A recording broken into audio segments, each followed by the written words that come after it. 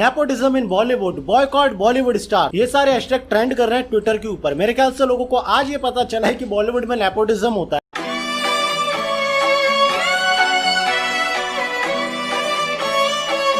आपको समझ में आ जाएगा कि ये नेपोटिज्म कितना ज्यादा डेंजर है हम लोगों के लिए।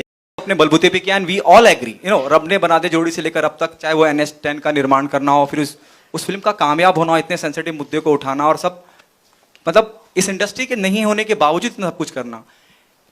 इस पूरे कैरियर में कभी आपको नेपोटिज्म का, परिवारवाद का सामना करना पड़ा है? मैंने तो क्वेश्चन एक्सपेक्ट ही नहीं किया था। Of course. How strange. वो आ गया, दिलजीत की मेहरबानी। क्या कभी ऐसा कुछ हुआ है? सीरियसली मैं आपको एक बात बताती हूँ, ठीक है? हम सबकी अपनी अपनी जर्नी होती है, सबकी अलग जर्नी होती है, सबके अलग एक्सपीरियंसेस होते हैं। I'm sure यहाँ पे जितनी भी एक्टर्स बैठे हैं स्टेज पे, सब लोग इस बात का दावा कर सकते हैं। मेरा लॉन्च हुआ था यश राज फिल्म्स में, आदित्य चोपड़ा ने मुझे लॉन्च किया था।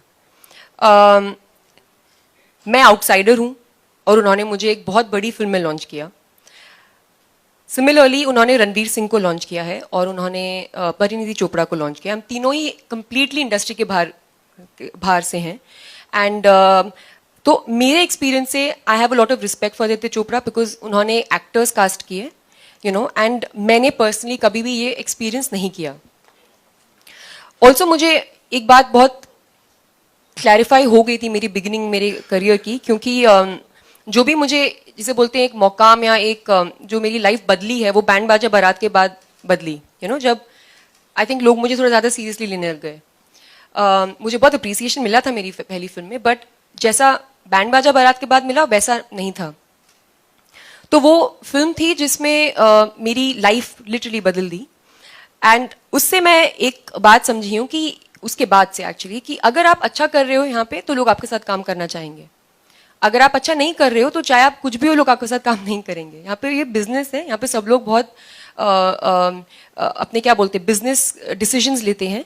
और अगर आप चाहे आप अगर मतलब आप मुझे बताओ, अगर कोई आउटसाइडर एक बहुत बड़ा स्टार है जैसे शाहरुख खान है, तो कोई क्यों नहीं उनके साथ काम करना चाहेगा? सो आई थिंक ये but at the same time let me से कि सबके अलग अलग एक्सपीरियंसेस होते हैं। एंड मैं अपने एक्सपीरियंस पे कमेंट कर रही हूँ। मैं जितनी बड़ी हो रही हूँ और जितना मुझे लाइफ में समझ हो रही है, उतना मैं जान पा रही हूँ कि हर इंसान के स्ट्रगल्स और बैटल्स बहुत अलग होते हैं। और मैं बहुत कम जजमेंटल होती जा रही हूँ डे बाय डे। तो मैं कभी किसी और के एक्सपीरियंस के बारे में जजमेंट नहीं डालना चाहूँगी, बिकॉज उनके स्ट्रगल्स अपने और उनके बैटल्स अपने रहे हैं जिनके बारे में हम लोग कुछ नहीं जानते। ठीक है, तो मैं बस अपने बारे में बात करूँगी। मैंने कभी एक्सपीरियंस नहीं किया है और मैं आदित्य चोपड़ा को बहुत रिस्पेक्ट करती हूँ as a producer and as a human being, कि उन्होंने मुझे इतनी बड़ी फिल्म में मौका दिया और कभी भी मेरे साथ कोई भी भेदभाव नहीं किया। और हमारे अपडेट्स जानने के लिए बेल आइकन जरूर प्रेस करें।